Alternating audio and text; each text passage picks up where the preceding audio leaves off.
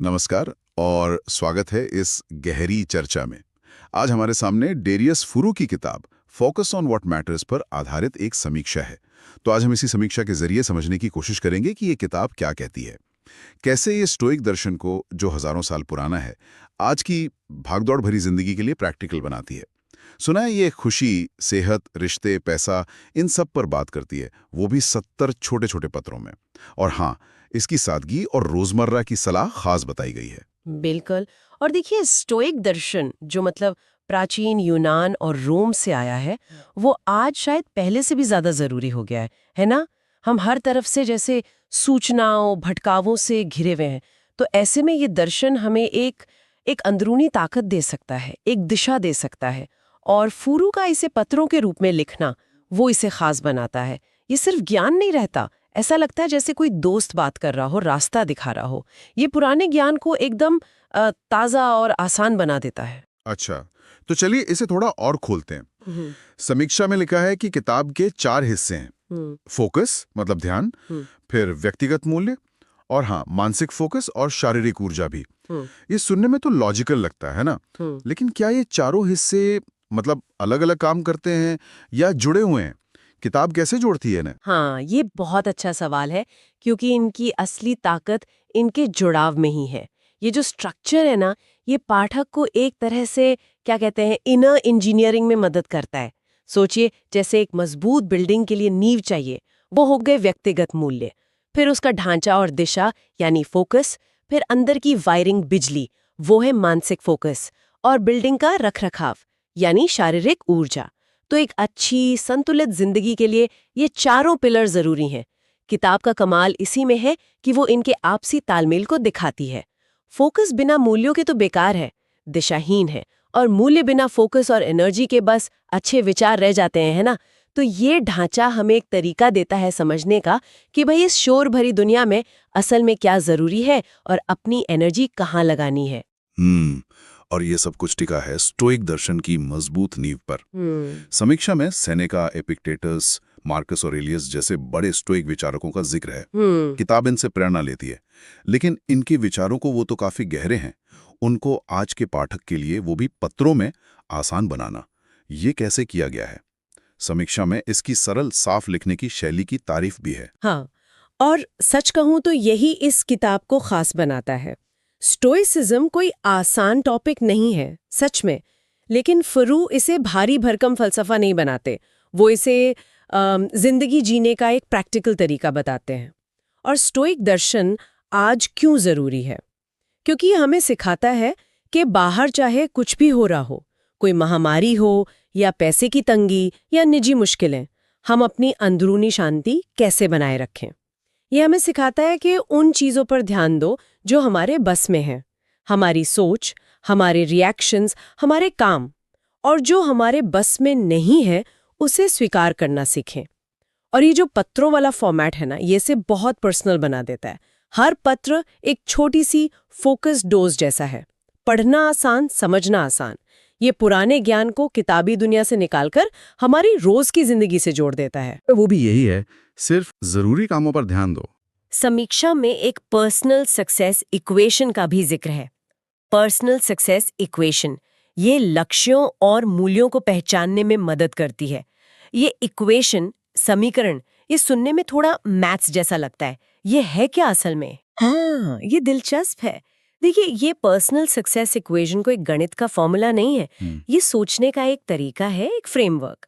लेखक का कहना है कि हम अक्सर सीधे लक्ष्य बनाने लगते हैं।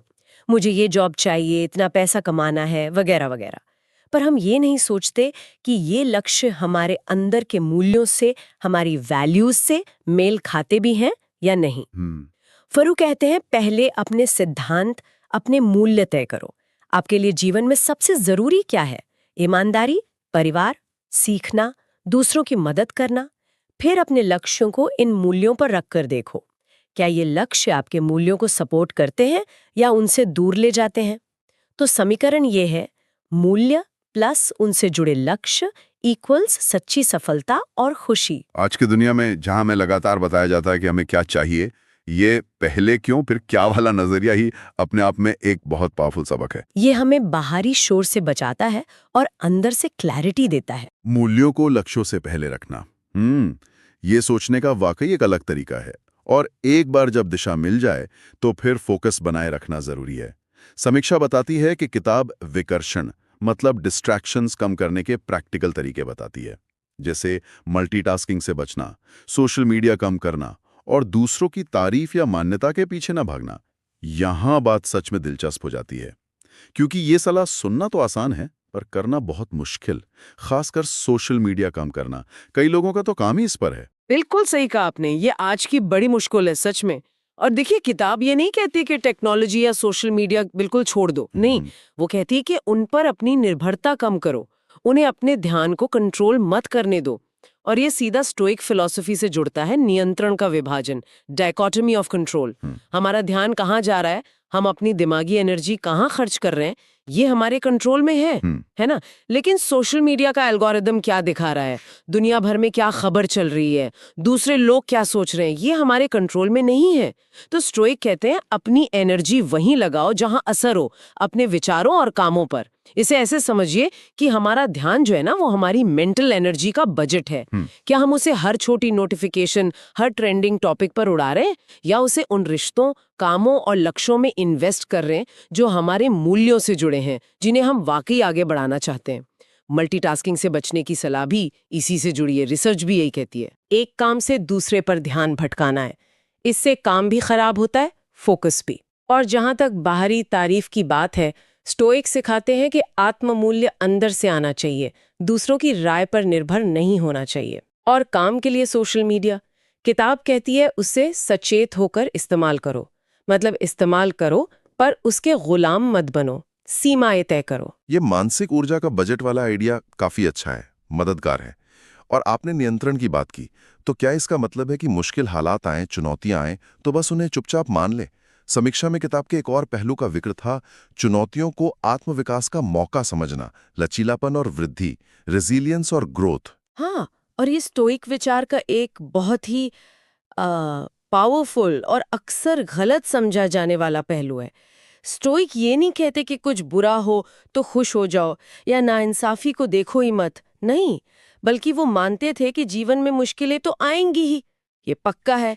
सवाल यह है कि हम उनका सामना कैसे करते हैं। लचीलापन या रेजिलियंस का मतलब सिर्फ सहना नहीं है, बल्कि मुश्किलों से सीखना और मजबूत होकर निकलना है।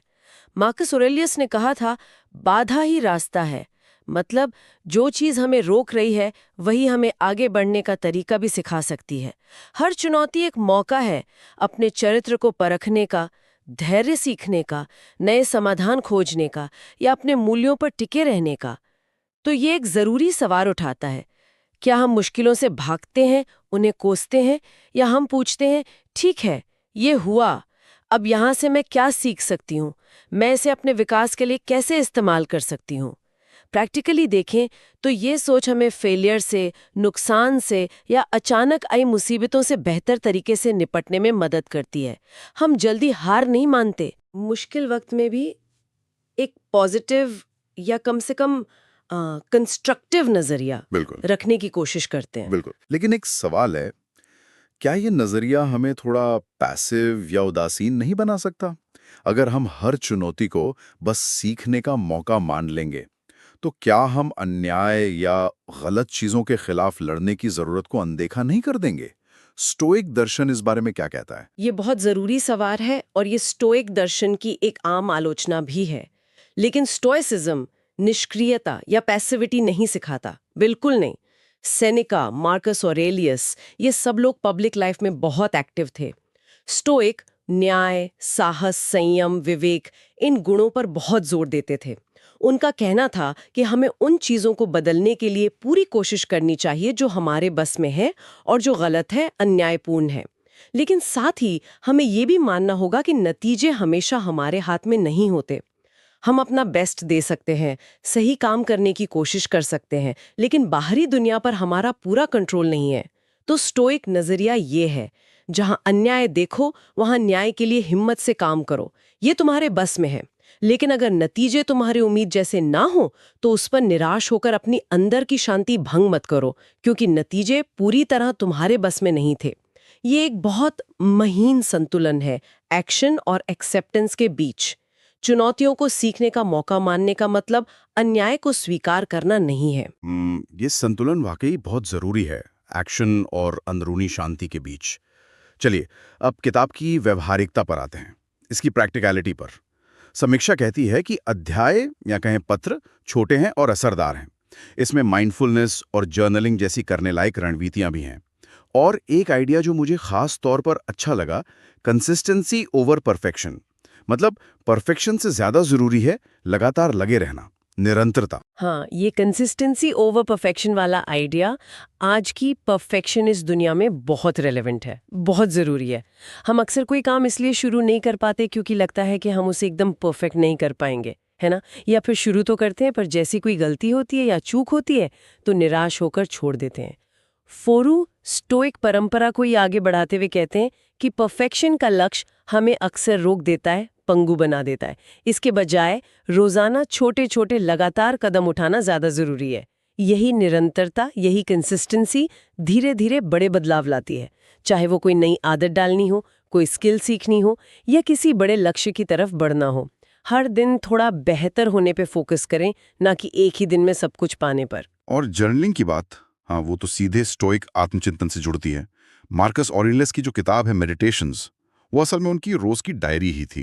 वो रोज रात को सोचते थे, आज क्या सही किया, कहाँ गलती हुई, किन सिद्धांतों पर चला, कल कैसे बेहतर बनूं। जर्नलिंग हॉनले वही करने का एक प्रैक्टिकल तरीका देती है। ये सिर्फ लिखना नहीं है, ये अपने विचारों, अपनी भावनाओं, अपने कामों पर गहराई से सोचना है, उनसे सीखना है और खुद को बेहतर समझना है। ये एक बहुत पावरफुल प्रैक्टिस है। ये हमें अपने मूल्यों के प्रति ईमानदार रहने में मदद करती है। ये सच है, परफेक्शन का दबाव कई बार हमें शुरू ही नहीं करने देता। और समीक्षा में खास बात और कही गई है कि ये किताब उन सभी के लिए मददगार है जो अपनी जिंदगी में ज्यादा फोकस, स्पष्टता या उद्देश्य चाहते हैं, या फिर जो दिमागी उलझन और तनाव से जूझ रहे हैं। और खासकर इसकी सरल भाषा इसे आम पाठक के लिए भी आसान बनाती है। बिल्कुल। अगर हम इसे बड़ी तस्वीर से जोड़ें तो इस किताब की खूबसूरती इसी में है कि ये स्टोइक दर्शन जैसे गहरे विषय को लेती है और उसे हमारी रोजमर्रा की चिंताओं, चुनौतियों और उम्मीदों से जोड़ देती है। ये फिलॉसफी को सिर्फ किताबों या बहसों तक नहीं रखती, उसे जीवन जीने का एक प्रैक्टिकल तरीका बनाती है। इसकी सरल भाषा, छोटे पत्र और करने लायक सलाह, ये इसे उन लोगों के लिए भी अच्छा बनाते हैं जो शायद फिलॉसफी या सेल्फ हेल्प किताबें ज़्यादा नहीं पढ़ते हैं। ये सिर्फ पढ़ने की चीज़ नहीं रह जाती, ये आत्मखोज और पर्सनल ग्रोथ के लिए एक साथी जैसी, एक गाइड जैसी बन जाती है। ये उन सिद्धांतों को अपनाने में मदद करती है जो वाकई एक ज़्यादा शांत, फोकस्ड और उद्देश्यपूर्ण जीवन जीने में मदद कर सकते हैं, खासकर आज के इस शोर और अनिश्चितता भरे समय में। तो इस सब का निचोड़ क्या है? संक्षिप्त में कहें तो डेरियस फुरू की फोकस ऑन व्हाट मैटर्स। ये स्टोइक ज्ञान के खजाने को आज की जिंदगी के लिए खोलने वाली एक प्रैक्टिकल, आसान और मोटिवेट करने वाली गाइड है। ये फोकस करना सिखाती है, अपने मूल्यों को समझना सिखाती है, मुश्किलों में लचीलापन कैसे लाएं ये बताती है, और परफेक्शन के पीछे भागने के बजाय लगातार कोशिश करने पर जोर देती है। और ये सब कुछ छोटे, आसानी से पढ़े जाने वाले पत्रों के रूप में है। बिल्कुल सही कहा। ये किताब सिर्फ जानकारी नहीं देती, ये पाठक को सोचने पर मजबूर करती है और अपनी जिंदगी को ज्यादा सार्थक, ज्यादा संतुलित बनाने के लिए ठोस कदम उठाने को प्रेरित करती है। ये हर उस इंसान के लिए एक बहुत कीमती रिसोर्स है जो इस भटकाव भरी दुनिया में स्पष्टता चाहता है, जो अपने समय और ऊर्जा का बेहतर इस्तेमाल करना चाहता है और उन चीज़ों पर ध्यान देना चाहता है जो वाकई मायने रखती हैं। ये सेल्फ इम्प्रूवमेंट के सफ़र में एक भरोसेमंद साथी जैसी है। और जाते जाते हम अपने श्रोताओं के लिए एक सवाल छोड़ जाते हैं। किताब इस बात पर बहुत जोर देती है कि जो महत्वपूर्ण है उस पर ध्यान केंद्रित करें, है ना? लेकिन आज के दौर में जहां इतने सामाजिक दबाव हैं, मीडिया का इतना असर है और हमारी अपनी इच्छाएं और प्राथमिकताएं भी लगातार बदलती रहती हैं, तो कोई इंसान वास्तव में ये कैसे तय करे कि उसके लिए सबसे ज्यादा महत्वपूर्ण क्या है? सिर्फ अभी के लिए नहीं, बल्कि लंबे समय के लिए। इस पर जरूर सोचिएगा।